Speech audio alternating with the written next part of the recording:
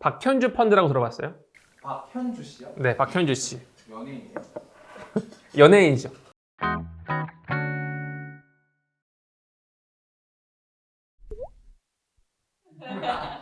안녕하세요. 오늘은 그냥 간단하게 다루자 싶어서 그냥 운용사를 데리고 왔습니다. 은행, 보험, 증권, 그리고 마지막 운용사까지 해서 4개 시리즈의 마지막입니다. 아무튼 그렇습니다. 사실 운용사가 너무 쉬워요. 운용사 비즈니스 모델을 딱히 설명을 안 드려도 될 만큼 너무너무 쉽습니다. 말이 안 돼. 일단 자산운용사는 여러분들께서 알고 계시는 자산운용사 아마 거의 없을 거라 생각해요. 20대 초중반의 사람들이 과연 자산운용사를 알까? 라고 생각을 하면 모를 거라고 생각합니다. 왜냐하면 기본적으로 일단 채용 규모가 너무 작아요. 그러니까 연봉이 높긴 하겠지만 채용 규모가 너무 작고, 그리고 또 각각의 회사들이 사실 되게 유명하지 않아요. KB자산운용이라고 하면 물론 좋은 회사고 유명하지만 KB은행보다는 유명하지 않다라는 거죠. 20대 초중반에게는 다가갈 가능성, 채널조차 거의 없는 게 현실이긴 합니다. 그렇죠? 대신 펀드 매니저라는 건 다들 알죠? 그렇죠. 그래서 그 다음 얘기할 게, 이 자산운용사의 비즈니스 모델을 보면 사실 고객과의 접점이 없게 이미 설계가 되어 있어요. 창구라고 하는 은행의 지점, 보험사의 지점 또는 증권사의 지점을 가더라도 자산운용사의 펀드에 가입은 할 수 있지만 관리하거나 투자하는 사람들을 만나볼 수가 없는 거죠. 그게 자산운용사 영업 자체의 특징이에요. 몰랐죠? 그러니까 펀드란 건 대충 아시죠? 펀드에 여러 사람들이 돈을 투자하게 되어 있어. 근데 웃긴 건 뭐냐면 사람을 만날 길이 없어. 재밌는 건 뭐냐면 이 펀드에 투자하세요라고 말을 하는 사람들은 운용사 직원이 아니라 다른 회사 사람들인 거예요. 다른 회사는 어떤? 은행, 보험, 증권사, 이 창구에 있는 사람들이 펀드를 대신 팔아주는 거야. 집중하십시오. 최근에 직접 판매라고 하는 직판이 온라인 수요로 높아지긴 했으나 아직 이것도 좀 초기 단계이기 때문에 자산운용사는 당연히 모를 수밖에 없는 분야입니다. 아무튼 그렇습니다. 근데 아까 말씀하셨던 것처럼 펀드 매니저, 확실히 펀드 매니저라고 하는 소수의 사람들이 꽤나 많은 돈을 벌고 있고, 보이지 않는 곳에서 업계에서는 꽤나 좋은 대우를 받으며 괜찮은 워라밸을 살고 있다는 거죠. 그런 점에서 오늘 내용도 열심히 잘 들어주셔라. 집중하십시오.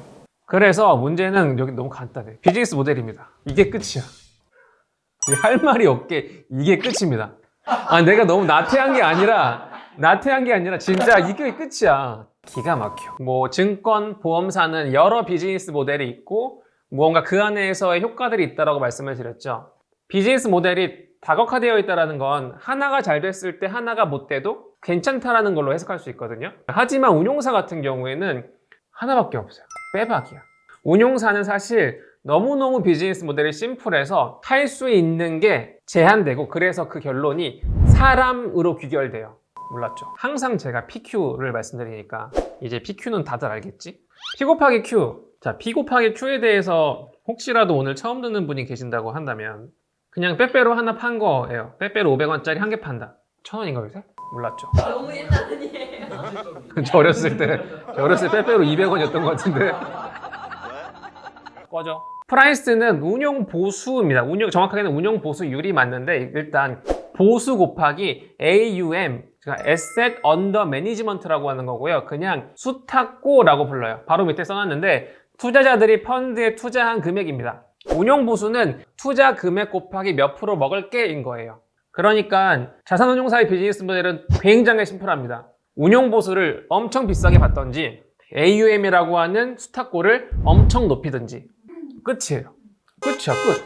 더 없어. 기가 막혀. AUM이라고 하는 거, 그리고 운용 보수에 대해서 좀 깊게 이야기를 해야 되는데, 일단 운용 보수를 먼저 이야기를 하면, 사실 운용 보수는 일반 상품의 가격이랑 똑같아요. 어떤 운용사가 새로운 상품을 만들었어. 다들 너무 투자하고 싶지. 근데 금융상품의 특성상 복제가 너무너무 쉬워요. 면접에 볼 때 이런 얘기를 해.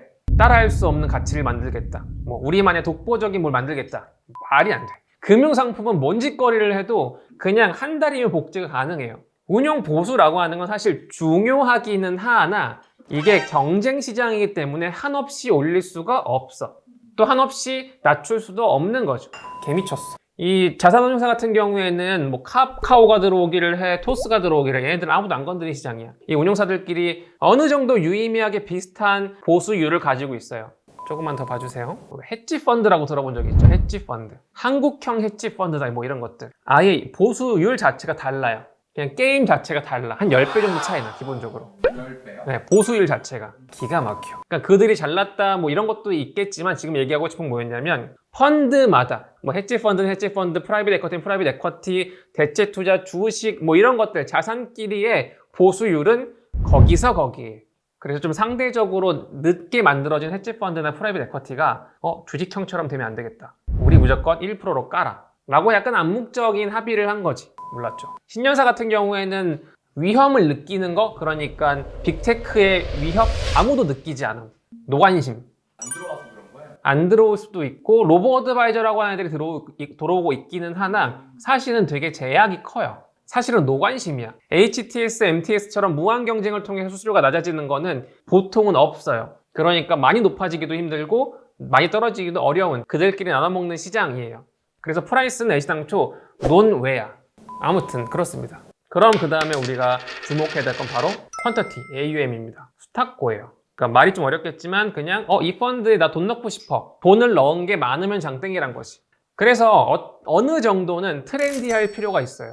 그러니까 뒤에서 말씀을 드리겠지만 작년에 붐이 불었어. 특히나 작년에 IPO가 대박이 났죠. IPO가 활성화됐기 때문에 주식형 펀드 중에 공모주 펀드란 게 있거든요. 상장되는 주식에만 투자하는 거야. 조금만 더 봐주세요. 당연히 이 AUM이라는 건 사람들이 투자를 해줘야 하는 거니까 어느 정도 트렌디할 수밖에 없어요. 그러니까 작년에 공모주 펀드가 잘 됐겠지. 뭐 이런 식이에요. 그래서 일단 어느 정도 트렌디해. 그러니까 어느 정도 증권업의 활황과 굉장히 밀접할 수밖에 없어요. 주식시장이 좋으면 주식형 펀드가 늘고 금리가 좋으면 채권형 펀드가 늘고 뭐 이런 거야. 그래서 이 AUM을 높일 수 있는 방안을 모두가 고민을 하고 있는 거죠. 몰랐죠. 그런데 아까 왜 처음에 말씀드렸잖아요. 펀드 매니저라는 사람들 중심으로 굴러가고 있다. 그러니까 이 AUM과 펀드 매니저를 지금 연결을 시켜야 돼요. 그러니까 정말 뛰어난 한 사람이 와가지고 보수를 많이 받을 수도 있는 시장은 이미 2000년도 초반에 끝났다고 봐. 2000년도 초반에는 개인 이름을 건 펀드들이 있었거든요. 박현주 펀드라고 들어봤어요? 박현주 씨 누군지 알아요? 박현주 씨요? 네, 박현주 씨. 연예인이에요? 연예인이죠. 아니 어떻게 금융 입사를 준비한 사람이 박현주 말이 안 돼. 왜 이건 좀 썰이지만 과거에 동원증권이 박현주라고 하는 지점에 지금으로 따지면 PB 매니저가 있었던 거지. 지점에 이 사람이 가는 지점마다 대박이 나는 거야. 돈이 몰리고 사람들이 돈 나도 넣고 싶어 하고. 박현주라는 사람은 급성장을 하고 엄청 빠르게 승진을 해. 그때 박현주라고 하는 사람을 비롯한 몇몇 사람이 같이 올라와요. 근데 박현주라고 하는 사람이 갑자기 동원증권을 때려치고 미래에셋 자산운용 같은 걸 세워버린 거야. 그러니까 한국투자는 그때 이미 재벌 계열이었고 동원 계열이었거든요.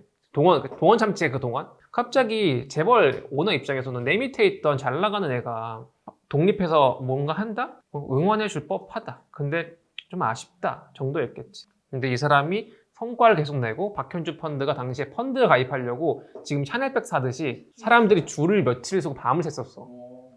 그게 지금의 미래에셋 금융그룹이 된 거예요. 그리고 한국금융지주보다 더 커졌어. 이게 대박인 거지.